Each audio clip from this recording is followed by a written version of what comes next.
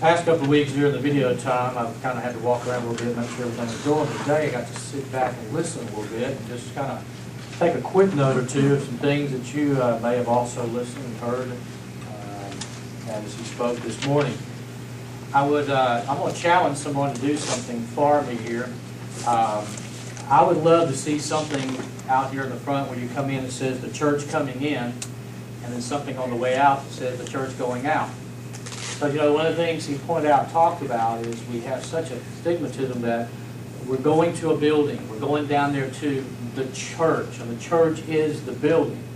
But this is just where we gather, right? So I'm going to challenge someone. I'm not sure that wording is exactly right, but something that says the church coming in, that's what it's doing. We're just at the church, we're out there, now we're coming in, and then as we finish up, now we're the church going out. So I'm going to challenge someone to do that for me. If you want to, come see me afterward. I also challenge you maybe to kind of blow somebody's mind sometimes. They say on Saturday, well, what are you going to do tomorrow? You might say, well, I'm going to go gather. Or are you going to go to church? No, I'm going to go gather. Well, aren't you going to church? Well, yeah, I'm going to go gather with the church. Because we once again kind of use that terminology. I'm going to the church. I'm going down there to that building, but really we're going to gather. So I noticed that over there too, the one to gather with other Christians. I love the thing he said, which is sad in itself, when he talked about family. And what did he use as an example of a great family model? Gangs. Why do you think those out there gather into those units? But that's what they feel. I mean, it's like he said, 24/7, got your back. And that, we should be the model, right? It should be the church that they're talking about now. If you want to know how to model family, you go down to the people that are gathering, and they'll show you how to be a family. Why church fellowship? Are you spurring and are you encouraging? Several years ago, I was, minister of music, First Baptist Church in Nederland, right over here. And I was planning a youth choir trip, since I was minister of music. I was planning a youth choir trip to Gulf Shores, Alabama. Anybody ever been to Gulf Shores, Alabama? Yeah. I'm telling you, greatest place in the world. You don't like it? It smelled like dead fish that week. All right. Did you go after a hurricane or something? No. Were you ever with me? It's better than ours. Oh, yeah. That is true. All right. It's still one of my favorite places. I love Gulf Shores, Alabama. Was planning the youth choir trip. Was that one of the trips you were on? All right. One of the things I was trying to do was find a place for the youth choir to perform. And Dina will probably remember some of this. So when you're a minister of music and you're trying to get your youth choir, you're going on tour, you've got to have these places. So, I got on the computer, email, believe it or not, email was in existence, I believe, at that point in time. And I emailed 20 or 30 churches in that area over around Gulf Shores, Alabama. Carl Durden, minister of music, First Baptist Nederland. Youth choir is going to be in your area. I'd love to sing for your church. Please contact me. Let me know if you would have an opening for us on this particular type of day. 20 different churches. Out of 20 different churches, one church responded. One church, period. One church responded. And that response said, we would love for you to come and sing at our church. Signed, Friendly Baptist Church. Now, doesn't that blow your mind? Out of 20 churches, one responds, and their name happens to be Friendly Baptist Church. And sure enough, when we got there, you remember Dina? And they were friendly. It was nice. It was a good church. So when we think of churches, one of the first things we consider is their fellowship. So let me pose a question. How is the fellowship at Crossroads fellowship? People may say, you may say, the people are friendly, they're servants, they love everyone, they make you feel welcome, there's a positive attitude of the church, and they just are a true reflection of Jesus Christ. As opposed to they aren't friendly, they are cliquish, they don't care if you're there or not, they don't want to reach out to you. Several years ago, Mike Wood gave me a book, and he was reading that particular type of book. And this book was written by a manager of a 5-star hotel. He was helping his own church. He was a member of the particular church, but he was also the manager of a 5-star hotel. What he was trying to do was help his church to get to the point of being a 5-star church regarding their fellowship and their relationships and what they were doing in the community and how they were doing it. When you look at church, a church such as Crossroads in the area of fellowship, Is it a five-star church? Are we a five-star church? Is fellowship at Crossroads welcoming, friendly, and reflecting of Jesus? So why church fellowship? Hebrews 10:25 says, "And let us consider how we may spur one another on toward love and good deeds, not giving up meeting together as some are in the habit of doing, but encouraging one another, and all the more as you see the day approaching."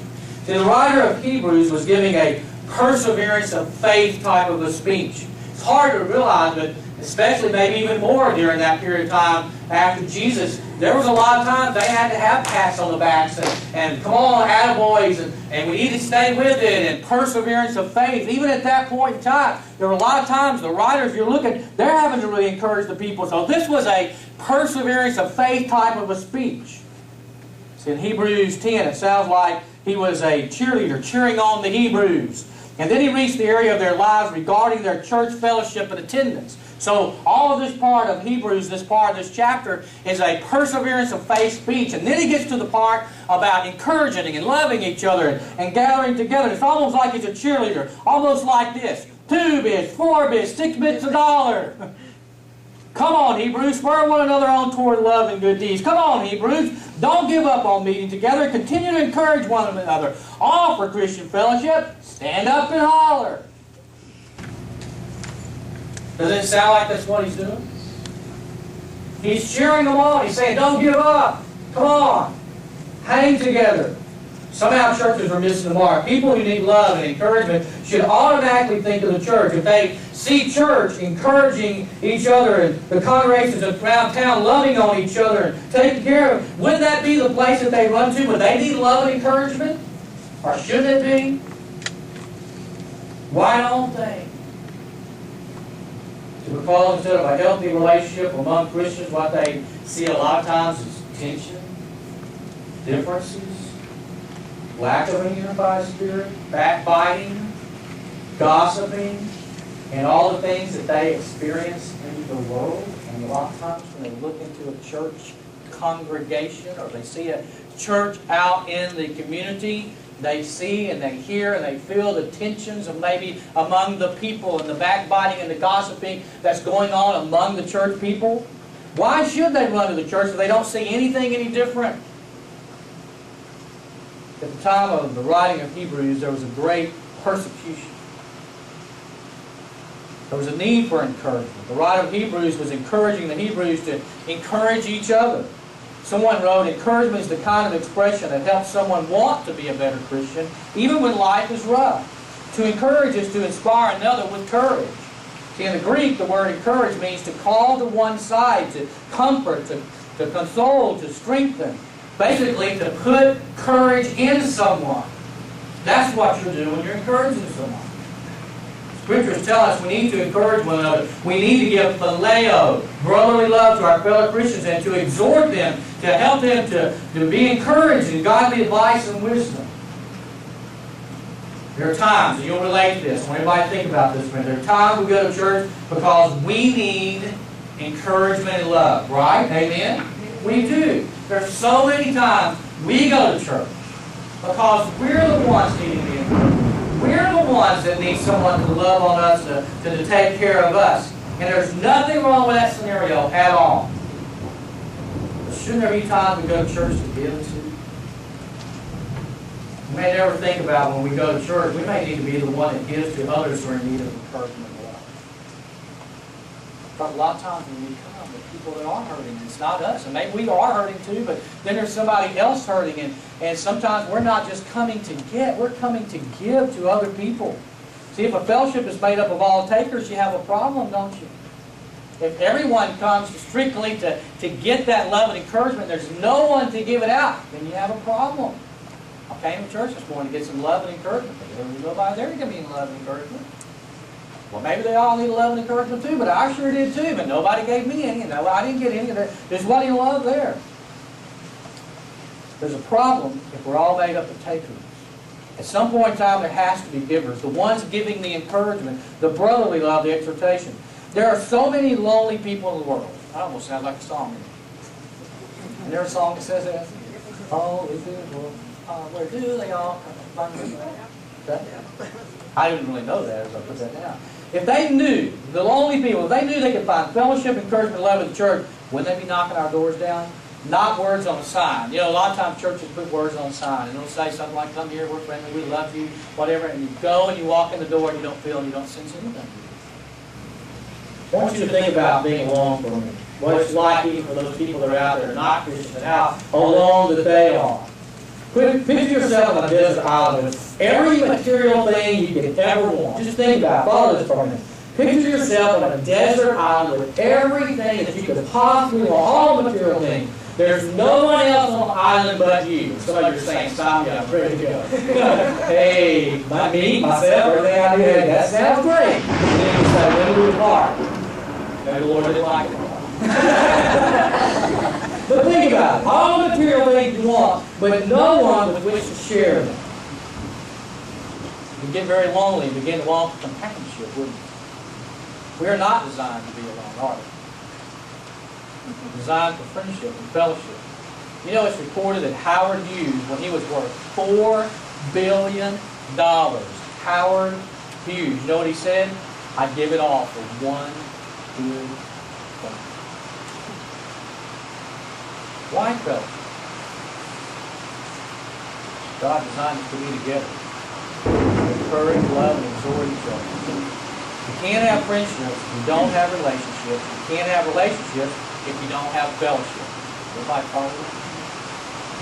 You can't have friendships if you don't have relationships. You can't have relationships if you don't have fellowship. The church whose fellowship doesn't lead to relationship, but leads to friendship, isn't going to grow. Amen? Is that right? The church whose fellowship, is not leading to relationship, that leads to friendship, is not going to grow. When the congregation of church isn't closed outside the fellowship, as well as inside the fellowship, the congregation will be weak. Amen? Let me see if I can put this this way. When the church gets together as a whole, we get through that fellowship, right? Am I understanding that? We get together as a whole, come together, that's fellowship. When the church is fellowship and coming together, people begin to get to know each other and form relationships. Right? That happened last 4 weeks. Once we begin to form relationships, friendships are the end result. Somehow, in the church body, we miss all of it. Somehow, in the gang bodies out there, they have something set up or designed. When you become a part of a gang, hey, it's almost, you come, man, you're here, and next thing you know, you're part of it. We got a relationship going with you. We've got this friendship. We got your back. We got you covered. Take it with you all the way to the end. But somehow in church, we don't always seem to have that type of a feeling. So what did Jesus say about friends? John 15:13, greater love has no one than this, to lay one's life down for one's friends. When many Christians are asked if they have a lot of friends at their church, sometimes their response is, well, I have a lot of acquaintances at my church. People with my acquaintances. Right? Somebody asks you, you'll be able to say, hey, how about your church relationship? I've got lots and lots. I've got people who are acquaintances is a person knows one, but usually not a close friend. All the people who said come together, meet to encourage one another, love one another, encourage each other on to meet. In the process, as fellowship, we will relationship that will lead to friendship. Close this illustration. June 18, 1956, by the way, fantastic. 1956, probably one of the best years in history. Anybody want to know why right here? You were born that year. I was born 1956, great year. In that year, though, a freak accident happened on a lake in New York. A speeding motorboat bounced on a wave and 2 people shot out of the boat. One of them was a 50-year-old man and the other was a little girl. To keep the little girl from drowning, the man had to hold her head above the water while the boat circled back around to come and get him. So kind of picture that in mind. Speeding boat on the lake, hits a big wave, man, 50-year-old man out of the water, into the water, and a girl into the water. Boats having to go way around, come back and get them. The man in the water is holding and supporting the little girl up. By the time the boat circled back around, they were able to rescue the girl, but the man sank and drowned. That's how Dawson Trotman, anybody know that name by any chance? When I tell you how it's associated with your mind. That's how Dawson Trotman died. He's the founder of the navigator. Been around years and years and years. International cyclist involved in that navigator. I'm assuming they're still around. But Dawson Trotman, who founded the navigator, this international cyclist, that's how he lost his life. Was in a lake, supporting the little girl while the boat came back to keep her head above the water. And that's how he lost her. So according to a quote Time magazine, he lived to save others. His death was just the way he would have planned it. His obituary reads like this: Dawson Trotman always lived it for someone else. Pretty powerful. Picture a man who walks with lifting someone up so that they can live. He loses his life. So that's a legacy. Would that be yours too, that you live to save others, that you always lift someone up, come to church to get your need for encouragement, love that, do that, but also come to give encouragement to others. And then go out there and give a word of encouragement and love for as long as God willing. Amen. Isn't that the picture of how it should be? Church, out there, they're encouraging others. They come in, maybe they need some encouragement, love.